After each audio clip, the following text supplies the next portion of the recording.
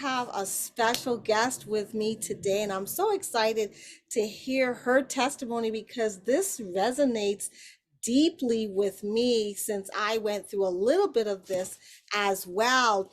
It is just such a pleasure to have. Her name is Vahine Rostaria, and I really love this name. It's such a catchy name, and she's got such a bubbly personality. And we're going to hear her story today and where God has led her. Welcome, Vahine. Thank you. And so glad that you're here. I just want to start with the beginning. How did this all start when you were a teenager? Okay, so in sharing my story, I would take us back to ever since I was a child. I had known that God had called me to teach and to preach. However, I also had an issue that I was dealing with even before that. I recall as a child, I would sit under, I slept under the bottom bunk bed, and Mm. I would put sheets all around me, and I would just sit in there and just be very contemplative and dealing with, not quite understanding, but dealing with a lot of emotions of sadness, a lot of emotions of a lot of introspection, a lot of questioning things, wondering about things, and just it was my way of dealing with a lot of negative and perhaps even painful emotions, not quite understanding them as a child, but going through them nonetheless. So as the years progressed, I remember when I was 6 years old, my mom became a Christian. She became a Seventh-day Adventist Christian, and ONG, I took that on. I mean, I embraced it with everything I had. So Good. I recall growing up in my we lived at the time with my grandmother, and in our little bedroom, I remember kneeling down every Friday, and I would, little me, I would pray and sing, and I would sing that song, I surrender all to Jesus. Oh, I I love that song. think, yes, that is like my anthem of songs. So I would sit there, I would kneel down and pray. And I remember in one of those occasions, I still clearly see the picture, me kneeling down by my mom's bed and praying and asking God for the opportunity, telling him how much I love him, telling him that I would love to be able to serve him, and just pouring my heart out to God. And I saw an image of myself at that very young age, standing as though at the corner of a street and proclaiming God with all I had in me, and leading Wow. people to repenting, leading people to change their ways, to transform their ways. So I knew from a very tender age that God had called me, Angie, to teach and to preach. And this calling always to this day has informed my every decision that I took in life. Wow. Wow. If I study, where do I study? What do I study? Do I go off to study? Do I marry? Who do I marry? It even informed my career choices in Amazing. yes. Wow.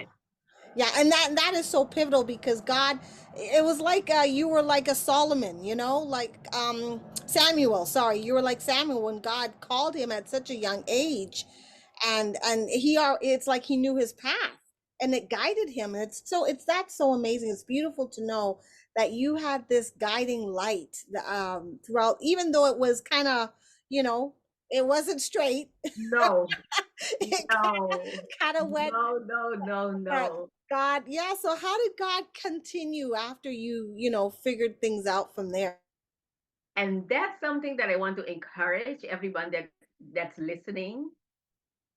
What I have come to realize now that I'm just about 4 decades removed from that young tender age, that God, in my experience, God does not give you the full picture from the beginning. He gives you enough to keep you tuned in if you so choose. Right. You Yes. into Him, because we as human beings, and that's the beauty of God, Angie. God designed us with a seed of greatness to accomplish great things, to accomplish great works that He had set out for us to accomplish from the beginning. So He designed us in a Right. way that connected with Him, we will accomplish great things, we will have peace in our lives, and we will live a life of fulfillment, satisfaction, and purpose. Girl, you speak in my language. That, that's exactly what I talk about all the time. Absolutely. All of that. That's just, yeah, that's Yes, yeah. yes. But it does not come, and this I want to encourage everybody with. Your life's mission and the details of it will not come in one single sitting. So It true. God gives you enough, like I said, to keep you tuned in choosing to remain connected to God, because we as human beings, try as we may, we will never ever live our best life now and into eternity without being connected to God. It So doesn't exist. yeah, so true. We, right? We can enjoy worldly, material success. We can enjoy many, many accomplishments.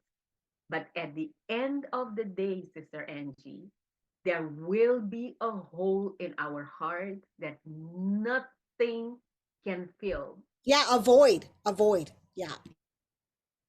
unless we find, discover that connection with God, discover that relationship, that intimacy, and foster it, that intimacy with God, that void will never be filled.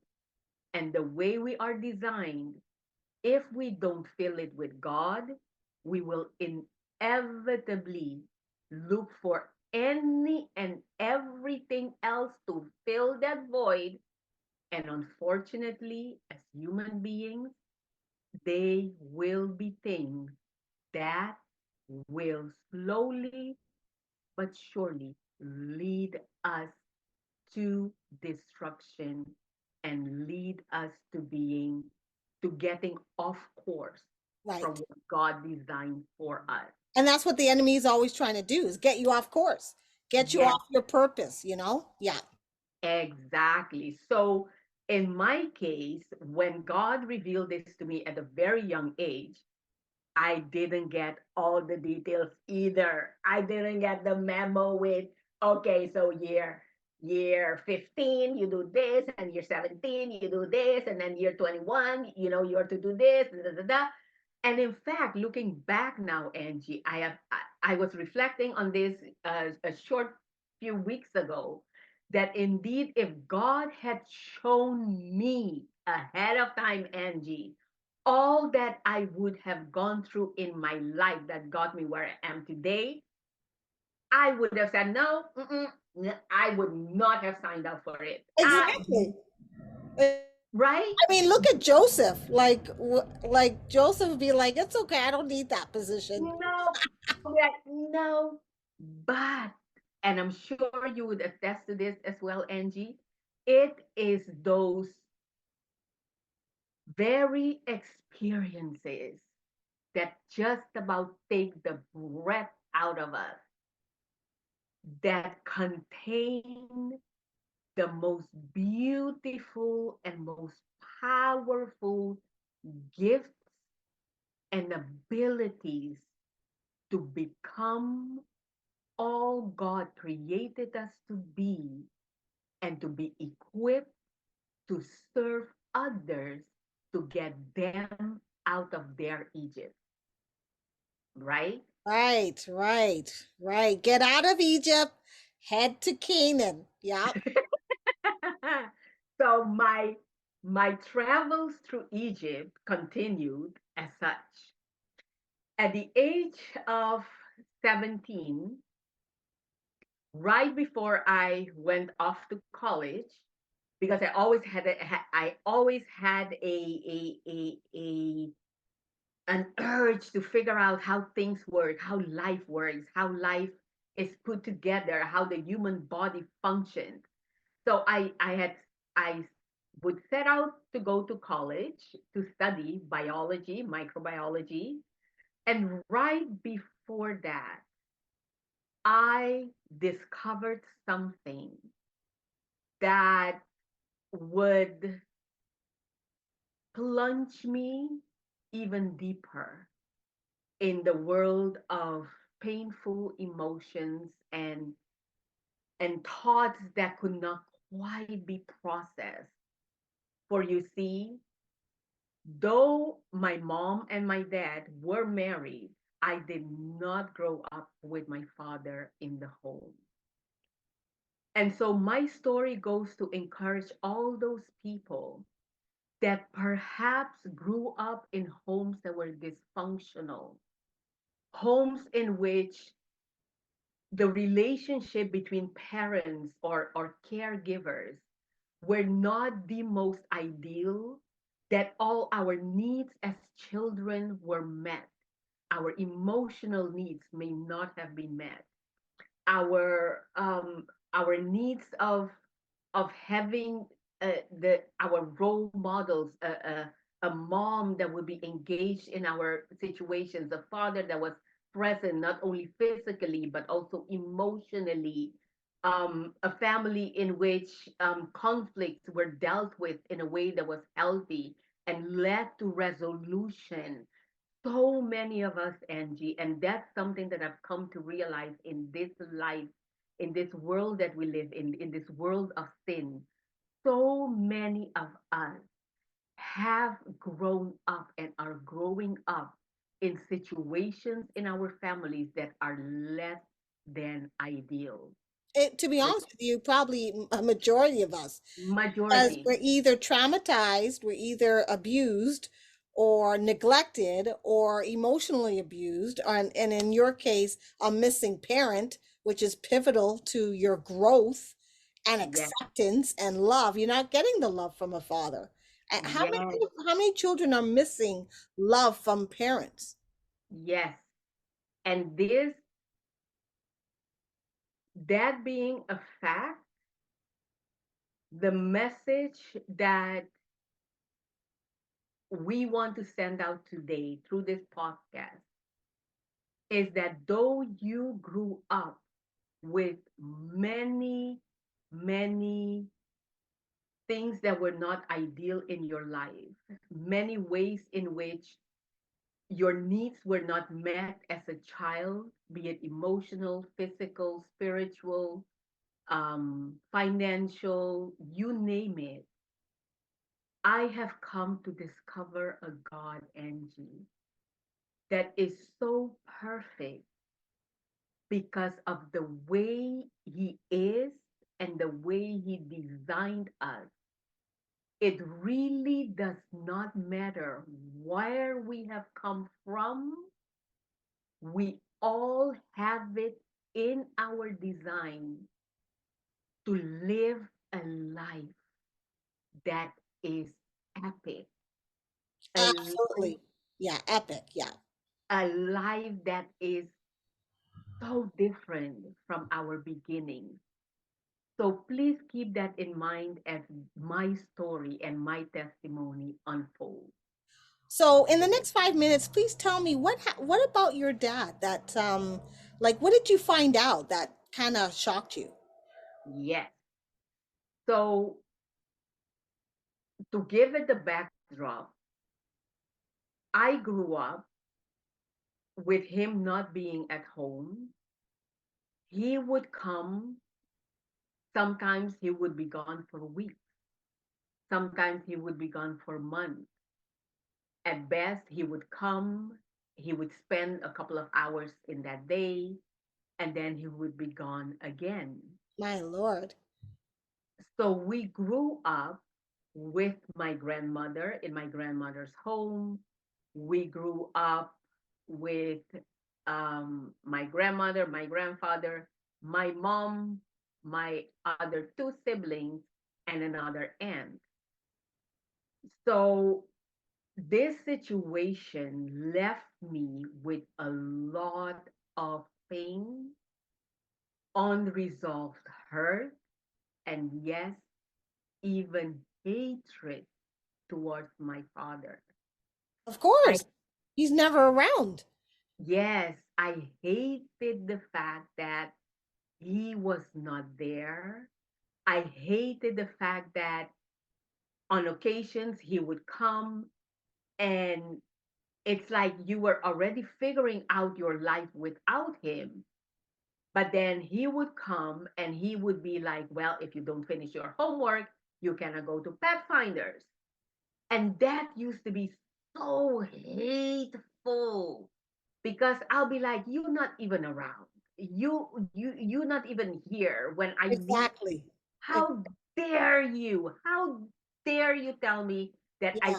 you want to take away something from me that I enjoy, that I found value in, that was meeting a need in me to socialize, to enjoy other people. It gave you status. It gave you that sense of accomplishment and he will be like, if you don't finish your homework you could not go, and in the environment we grew up in, you could not argue back, you could not say I don't Oh, like that, yes.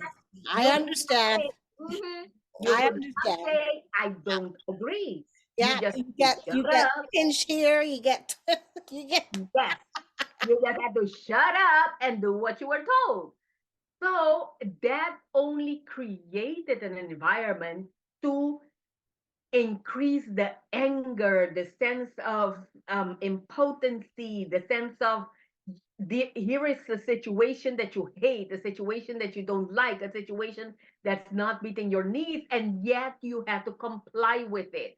So this I'm speaking to that person um, perhaps didn't live through that emotional um, void of not having a father there, but I'm also speaking to the person that perhaps had a father that was there physically, but perhaps abused them physically, abused them sexually. So it gives you that same sense of you hate what's happening, but you are so impotent in doing anything about it, in changing that. And that builds up feelings and emotions in us, Angie, that becomes so incredibly difficult to process, so incredibly difficult to navigate, to give you a life of satisfaction, a life in which you feel in control, a life in which you can design how things go. So nonetheless, and this speaks to the a testament of how fearfully and wonderfully we are created. So at the age of 17, yeah. right before I go off to college, I find out that my dad had two younger children, younger than my youngest sister that I grew up with in the home. Mercy. Oh, And the way this was discovered, we were invited to go to McDonald's at the time, and we sat down and we were introduced to our siblings. Now imagine, Angie, oh. here you are, a teenager, still a very tender age, and Hmm. on the spot you are introduced to your siblings, I know, I know. Wow. but you have so many mixed and very negative emotions Of course. about the situation, but these are your blood, they are your siblings, but here you are like, Yeah, how, where, when, exactly. All these and questions. you Yeah. know you're supposed to love them, but then you're also feeling hatred towards the whole situation, towards your father. I felt so disrespected by him because something that my mom, and I think in wisdom she did this, because though she was in a situation married to a person that wasn't there physically, that wasn't there, I believe, even emotionally, in the sense that at the age of 9, when I was 9, my mom had to go back to the work field because my dad started getting into gambling. So that caused my mom to Wow. go back into the work field. Now imagine at the age of 9, I'm back. My mom had always been there. Now she's going to work. She's working longer hours. Right. Uh, you see the situation that's developing at home.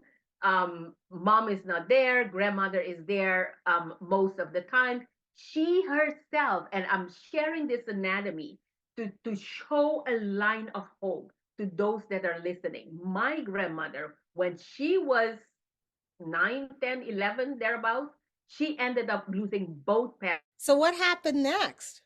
Yes. So here I was discovering that I had these siblings with all these feelings, all these emotions of impotency, of being angered, of being so resentful, Mhm. really, truly, of the situation that you can really, truly do very little about.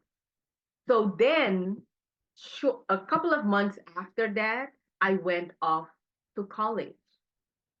Now imagine at the age of 17, going off to college in a country that I didn't know. I'm originally from the Caribbean. I went to study in California. There, as I came into college and I settled in my classes and my courses, I started to deal with even deeper depression Oh boy. because here I was not having been able to resolve what has been happening.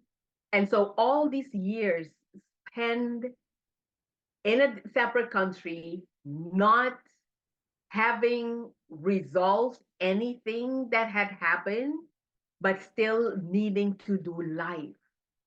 And that's how life goes many times. Right. However, there is hope at the end of the tunnel. Fast forwarding, I struggled with depression all through my bachelor years. Wow. I remember even ideating about suicide. Wow. My Wow.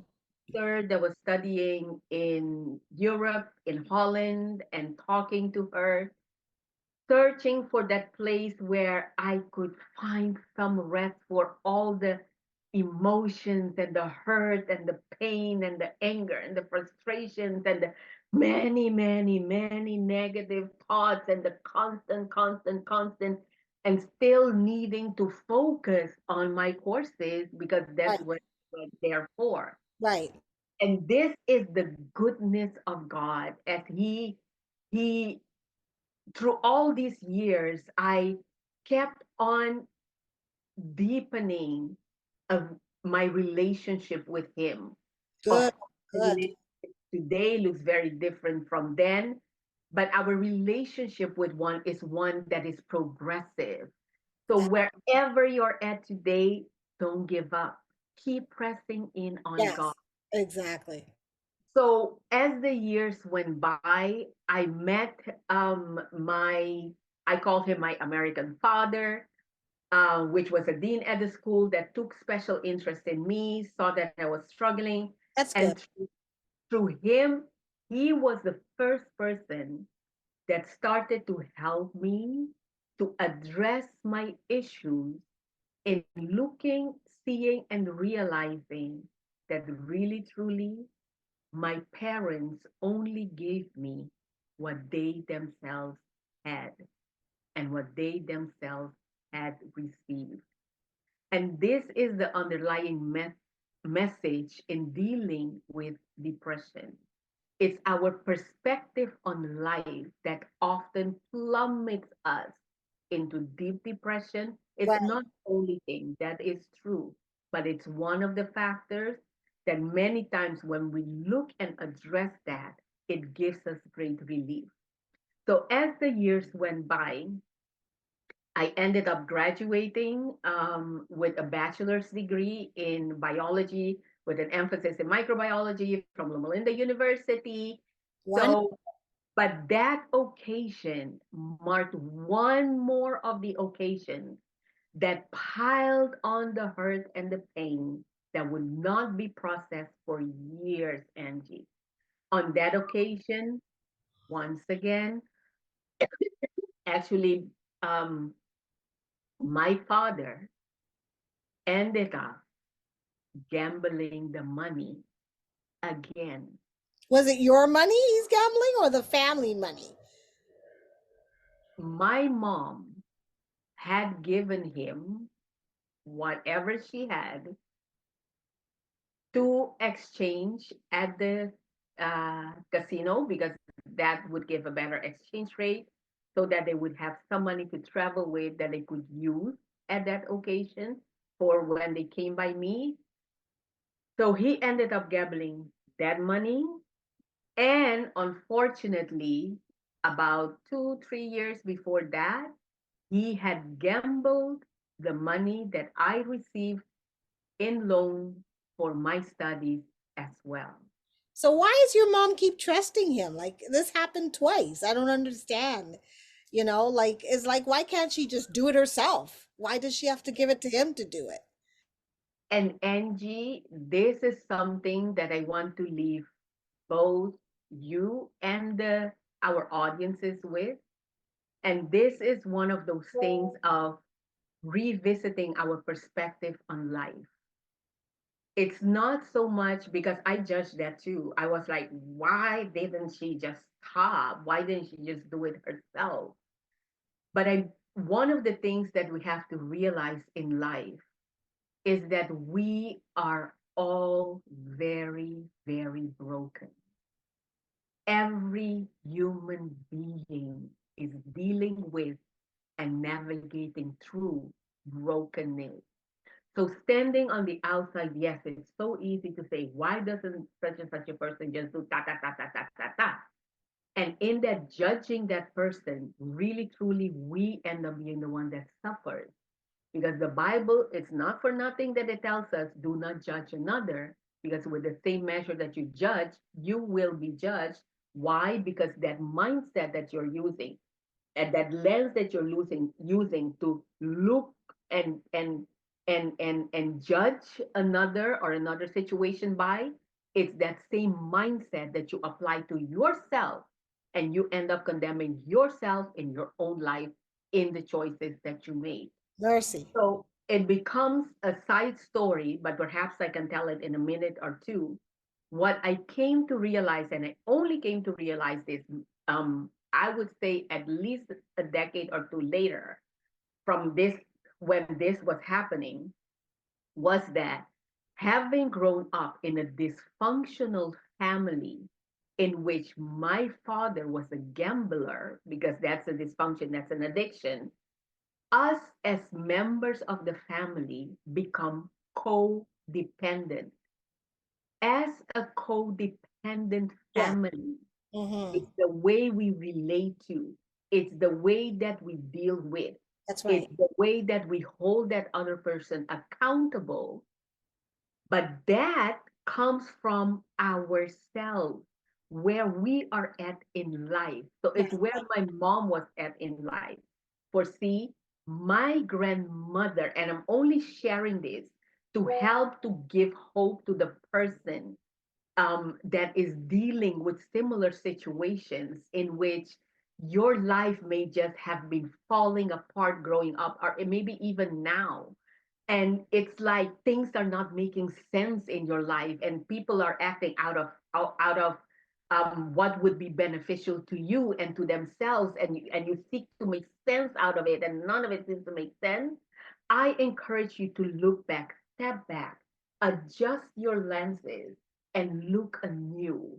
In my Right, mother's case, and right. this is what my American father helped me to understand as we progressed through how my depression progressed in my life, what he helped me to understand and to look at, which has helped me to forgive the situation I grew up in, because I came to understand better where it all came from. And really, truly, Angie, to be honest with you, I'm in at my mom's age right now at 54. I am putting myself now in her shoes. At my age, she had a teenager that she was dealing with. And seeing how difficult life is now, I can only imagine what it was like for her. See, we judge when Right, we right, forget right. where we are at ourselves and Yes, where we have been. So true. her mother, my grandmother, lost both her parents at the age of 13. She had lost both parents. She went to live with siblings from home to home to home to home to home. At the age of 18, she marries my grandfather, who was 35 years old, an age difference. However, I can imagine and I can attempt to understand that at the age of 18, having lost your parents, you are bumping from home to home to home, no security. Somebody comes and offers you security, guess what? You will most likely take it. So I grew up seeing my mom, my grandmother, and my grandfather sleeping in separate bedrooms and not having as deep a connection, but they were still married. They had my they both passed away having been married to each other for years, but it's the best life that they knew how at the time with what they had. So much so that my mom did not grow up in a situation where she was given the emotional support, the emotional love, the emotional care that she needed. So this is generational.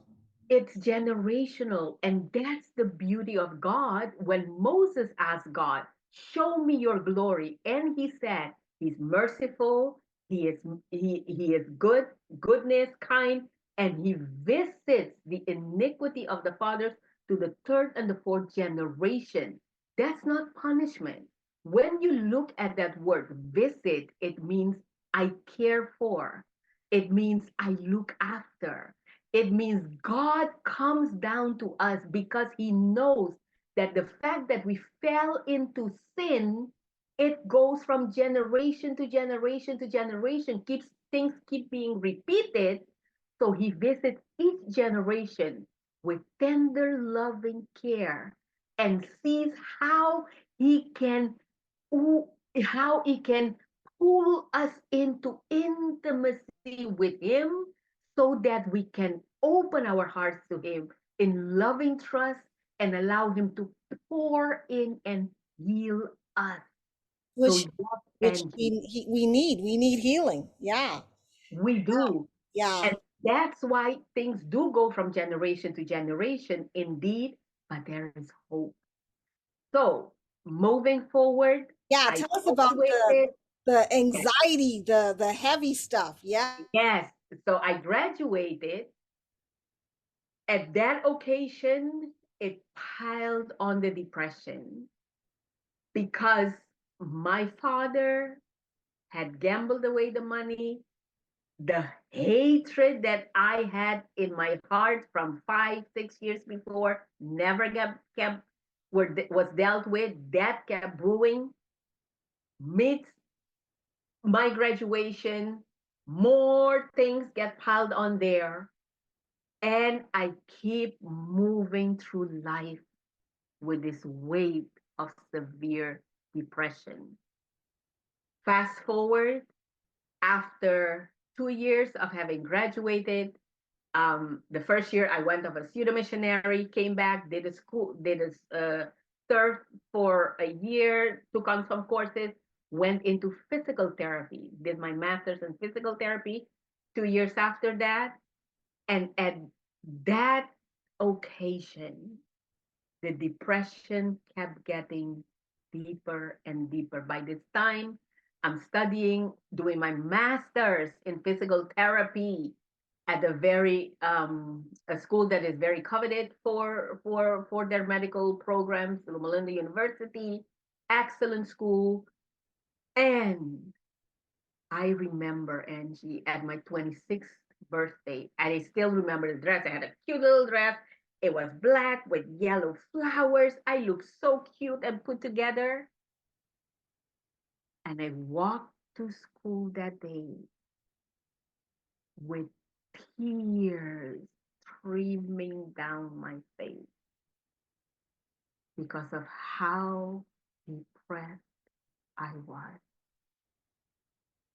Little by Sad. little, Yeah. I was going into a very dark place. Many were the times where not really understanding why, but obeying the deep need and urge within me. I would put a notice outside of my door, do not disturb.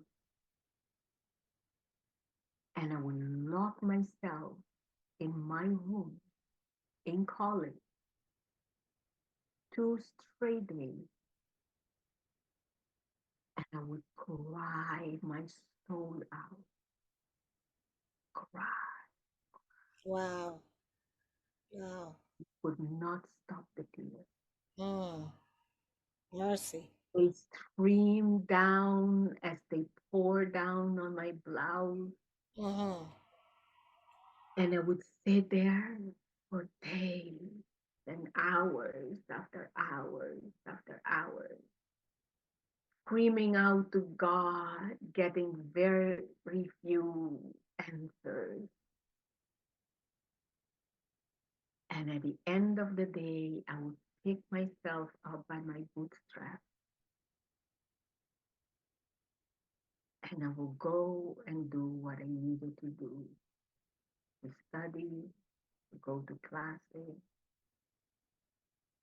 And as the classes became more painful, more demanding, and doing life became more demanding, I tried using um, some medication, but it didn't really help. I tried Zoloft, didn't really help, made me so sleepy.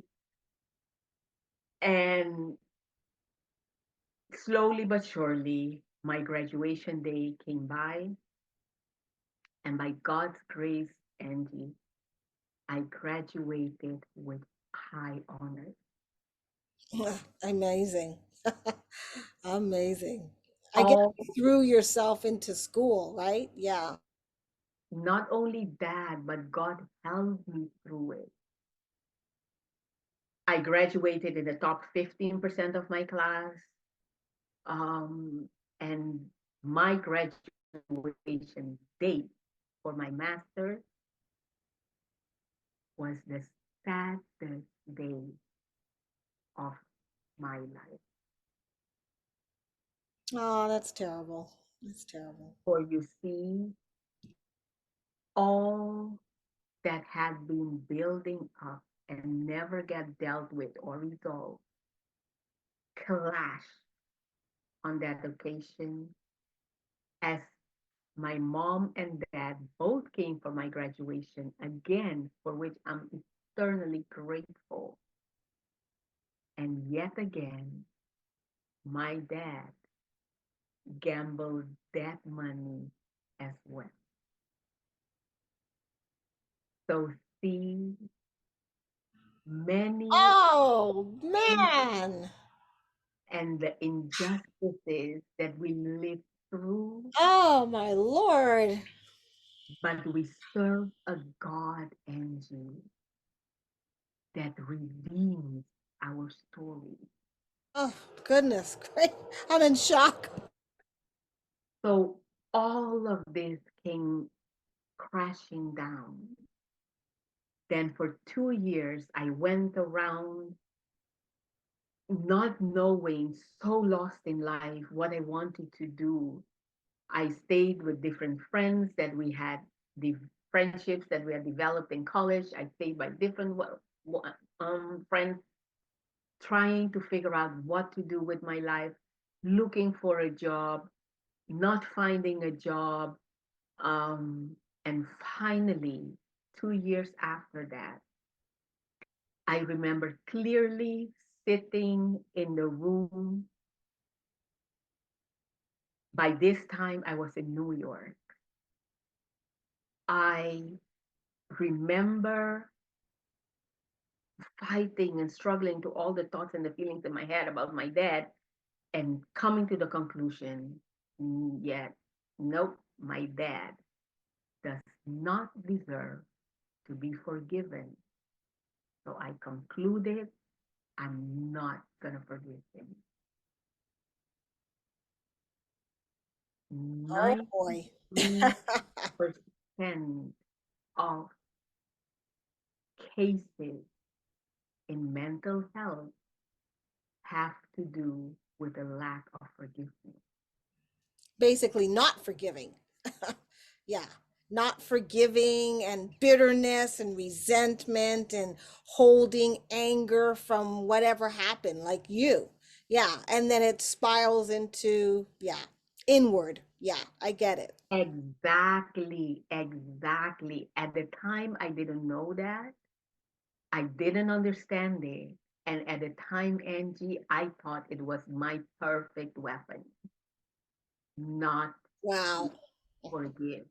Mm, Because mm, I felt so impotent. There were so many things that I thought was so unfair, so many injustices that I lived through, that my mom lived through.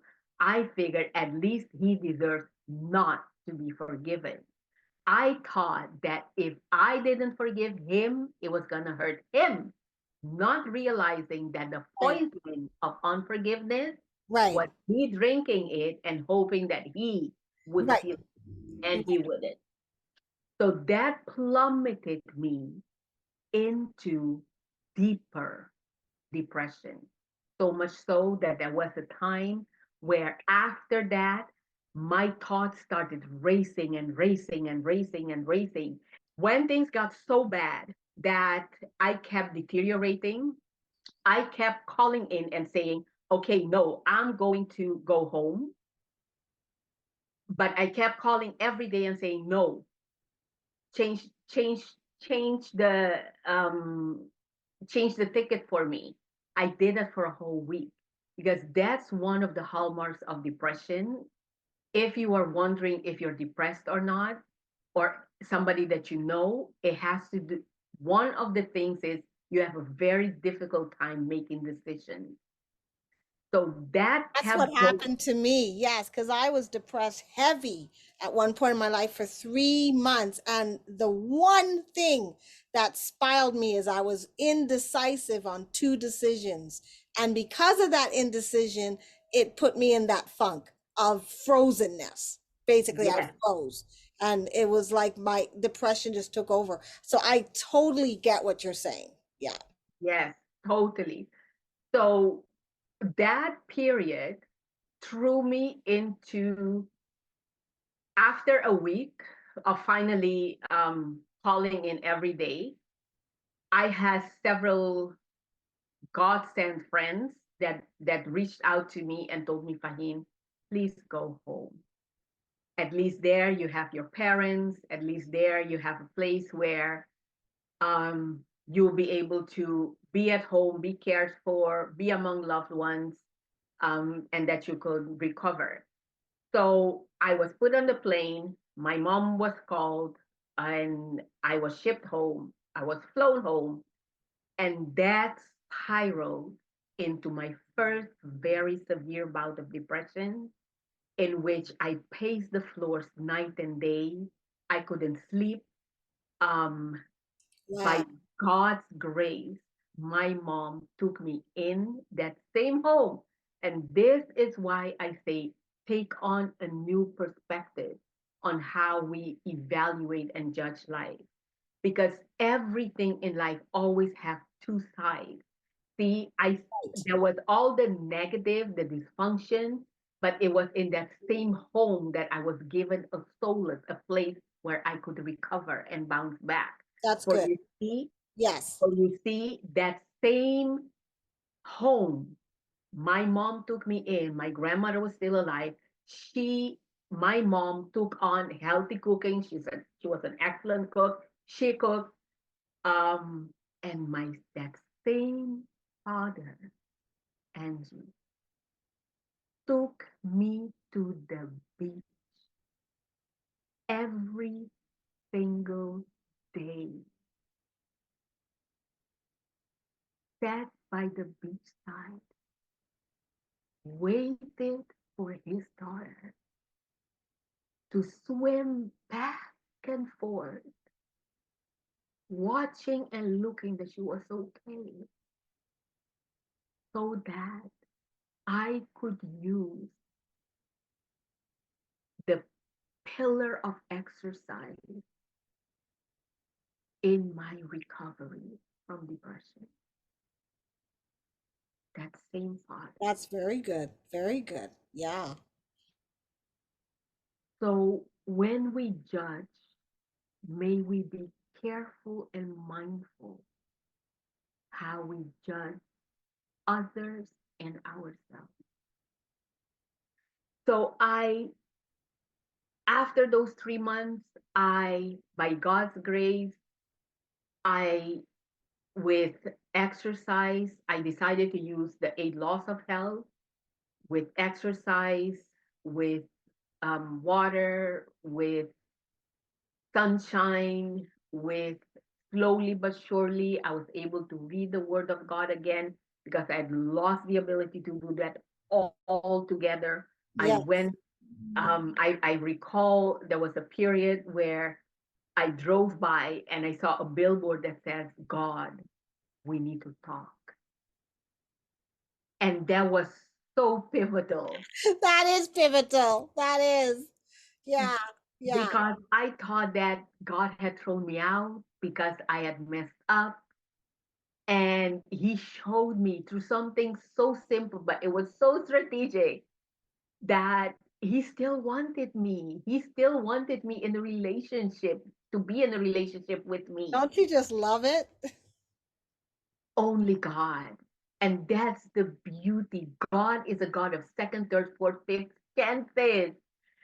And there's nothing that we can do that will ever, ever, ever be above and beyond his unconditional love for us. Exactly. So it was not an easy process. I spent many a days, many a nights trying to find things that I remember using like milk and honey at the time to help me sleep a little. And it was many nights of struggling, trying to sleep, not being able to sleep. And finally, by doing, keep exercising every day, keep exposing myself to the sunshine, keep doing all these 8 laws of health, that I finally came back to where I was able to function, to where I went on a little bit of medication for about 2 months period of time. And at that time, God gave me the opportunity to be introduced to a job as a physical therapist that was supposed to be for just 2 weeks. They ended up taking us on part time, and I ended up working there for 19 years. Okay, now that's epic. Only God. That's epic. Yeah, the fact that these we called 8 laws of health really brought you full practically full recovery, and then you were able to get a steady job for 19 years. Okay, that's a long time. That's a long Yes, time. yes, Wow. and And to did you see, meet your husband during that time? not yet Oh either. wow. So it was after that you met your husband. Okay. All right. After all of that, so after um having worked there for 19 years, again in a relationship with God, I always do God in any and everything that I did, praying through for all my patients, for him to give me wisdom, how to work, how to resolve different cases. I ended up receiving the nickname Angie of Blessed Hand, Okay, so you got the nickname Blessed because Hands, is that what God you said? gave, Blessed Hands? That was the nickname. yes, as a Okay, physical I like that. therapist, I like that. Yes, I like. yes, yes, some of the most difficult cases ended up being sent to me. And by God's grace, we were able to give resolution to them. Now, fast forwarding, and this is the time where God entrusted me with the biggest, biggest trial of my life, and the biggest evidence of God's grace, His goodness, and His mercy towards us. In 2017, I ended up, so this is like 80, 90 years on my business. I'm already now in my 40s.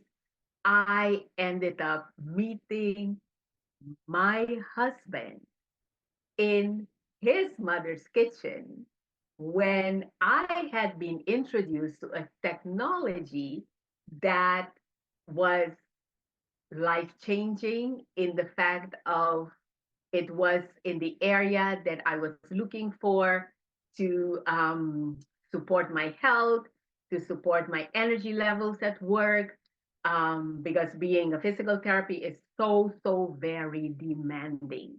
Yes, it is. Yes. Now, yes. So I met my husband. We ended up marrying after 5 months. We married in 2017. Wow, look at you. Look at God. 5 months. That's a quick work, man. There's hope Yes. for you folks. Okay. But this is, and that's perhaps another episode, another time. We have Yeah, we need to talk about that many one. other testimonies, yes, that God gives us. However, so then in 2018, I ended up closing down my business back home.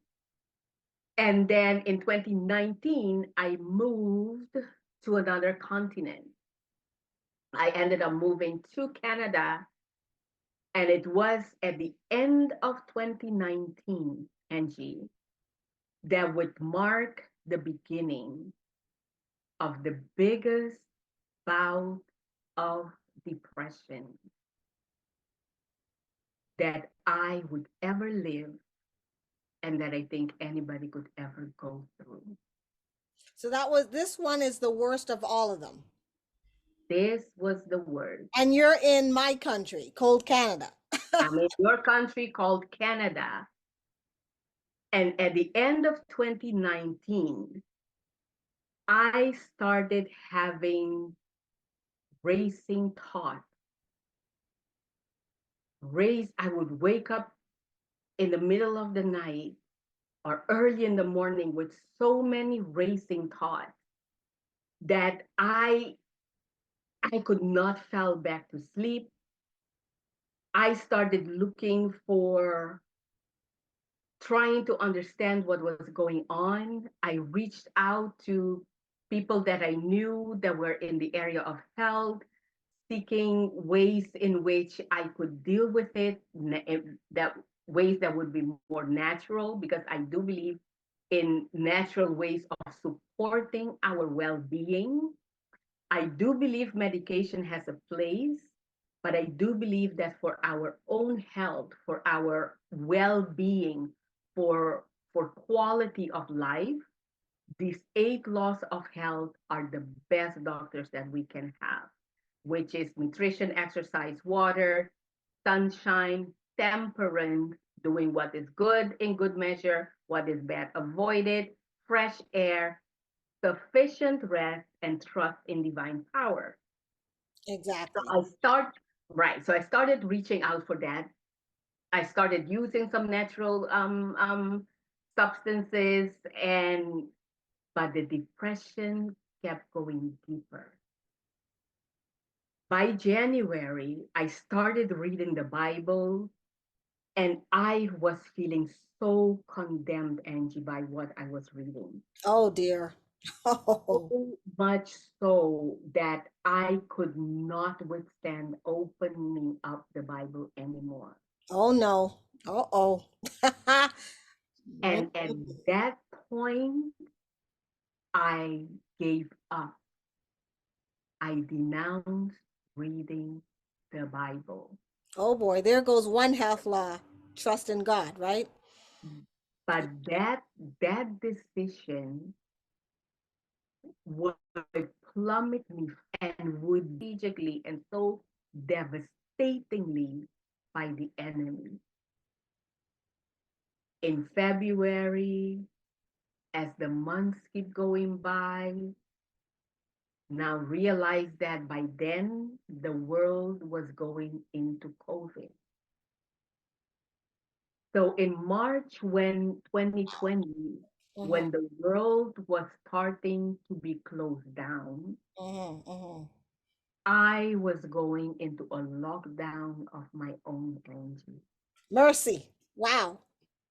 I was reaching out. I started reaching out to the medical field. Now realized that I had just come to Canada, didn't have my papers yet, didn't have any medical assistance yet because my papers were not ready, needing to pay out of pocket. We had just been married shortly before that, closed down my business, moved to another country, no support system as yet, no medical coverage, reaching out for help with natural substances, reaching out for help to friends to help me pray, reaching out for help for people to support me. But my support system was not here. So reaching out here and there very cautiously to my new church members, asking for prayer from prayer warriors, um, navigating a new relationship with my husband, and starting menopause. Menopause on top of that? Oh my On Lord. top of all of that, on top of all of that, and Menopause alone is a problem. alone by itself, it can carry its own weight. And here I was. I had gotten married. I had changed countries. I had changed profession. I had gotten into, I had gone through, I had a physical injury that caused me to lose many of my abilities, to even walk properly, to be able to exercise. I wasn't able to exercise to the intensity I was able to exercise before, which would have been one of those things that would have helped me with the depression, but I wasn't able to do that. So I was mourning that. And then Didn't menopause even on which you top of didn't even that. talk about, right? You didn't Say even again? talk about. You didn't even get to talk about that part either. The thing that that caused that illness, right? Right. Wow. So then COVID. Yeah, that's true. And you didn't stop reading the Bible. Seven things. That yeah. So then when I started reaching out to the medical field, um, I used some medication, didn't really help, but my mind started, I started losing more and more of normal reasoning abilities. So much so that the racing thoughts became even worse, more intense, more consistent. Wow. It started not making a difference if it was at night. They started early in the mornings. So, hey, you're probably wondering how come this video is ending so abruptly? Well, it just so happens that this is part one of part two. And this is really a warm up to get you to understand the story and how she got to where she is. But the real episode, the worst episode, and the longest episode is in part two. So you got to watch part two right after this. Now, what I wanted to tell you is that it is miraculous how she got healed and how her husband had to step in. So please watch this second part, share this two-part series to those who are having mental illness, those who are depressed, those who oppressed, and those who really need to hear the truth, because the truth will set them free. And then also click the subscribe button, will you? Subscribe, because there's plenty more testimonies coming, plenty more inspiration and empowering information for you.